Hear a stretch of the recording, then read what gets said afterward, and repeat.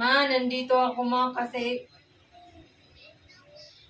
wala na po talaga kaming pagkain sa bahay eh. Wala po gatas yung baby ko eh. Tapos yung asawa ko po kasi wala po siyang trabaho kasi nasira po yung panganap buhayan niya eh. Wala na po akong ibang matatakbuhan. Baka naman pwede mo po akong tulungan na makabili ng gatas ni baby. Kasi wala na po talaga akong pera. Kahit kunti, wala na po talaga akong pera. Matulungan niyo po ako. Patawarin niyo po ako kung maaga po ako nag-asawa na hindi po ako nakakatulong sa inyo. Hindi ko naman po sinasadya yun. Sana po tulungan niyo po ako. Wala na po pagkain yung baby ko. Wala na po kaming pabili ng gatas. Baka po pwede niyo po akong tulungan. Ayan na nga ba sinasabi ko eh. Nung hindi ka pa nag-aasawa niyan, hindi ka nakikinig sa akin. Sinasabihan na kita na huwag kang mag-asawa kaagad na huwag kang padalos-dalos ng desisyon dahil bata ka pa. Ang sabi ko sa'yo, mag-aral ka ng mabuti para makapagtrabaho. Pero anong ginawa mo? Naglandi-landi ka kaagad. Nag-asawa ka kaagad. Di ka nakikinig. Nung nabuntis ka, lumayas-layas ka. Sumama ka dun sa lalaking yun. Tapos ngayon, wala man lang may papakain sa'yo. Bigatas ng anak mo, hindi makabili. Pagkain nyo lang, hindi makakabili. Ano tingin nyo sa akin? Tumatay ako ng pera? Wala akong may pibibigay sa inyo. Dahil hindi naman kayo nakikinig, tapos ngayon, lalapit-lapit ka sa akin.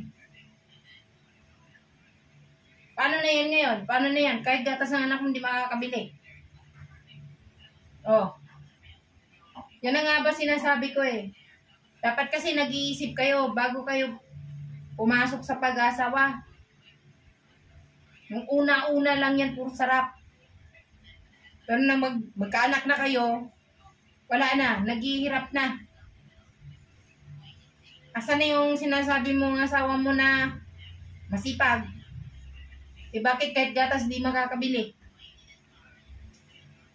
Diba? Paano na yan ngayon?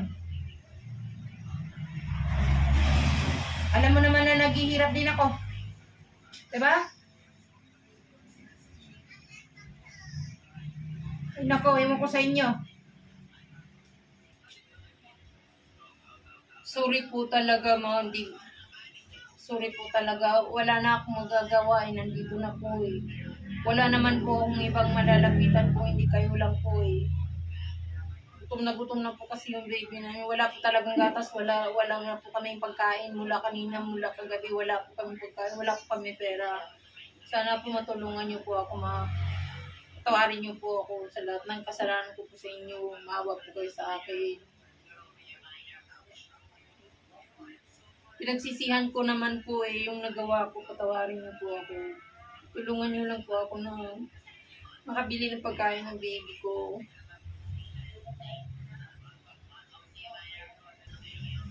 Hay, nako. Nasabi ko na nga, abay. Sige, halika nga dito. Pasok ka dito. Pasok ka dito, yung baby. Kawawa naman yung anak mo. O, paano na yan ngayon?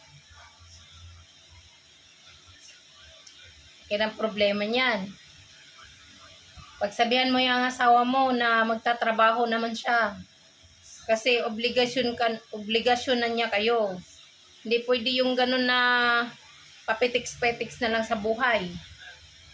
May maibigay ako pero kunti lang talaga kasi alam mo naman wala din akong maayos na trabaho. Mayroon ako dito 200 na lang talaga.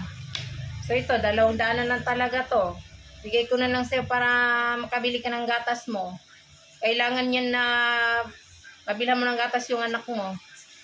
Yung pack na lang muna bibilin mo, makabili ka pa ng bigas at ulam nyo.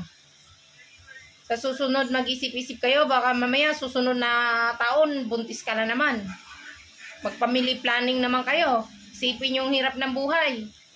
Pagkatapos niyan, papaaralin mo pa yan. Paano na lang kung magsunod-sunod yung mga anak nyo? Tapos wala kayong pampaaral, wala kayong pampakain. Pag-isipan nyo mabuti, hindi yung puro sarap lang isipin nyo. Oh, bayos ka na daw na bumili ka na ng gatas to ng anak mo. Sige.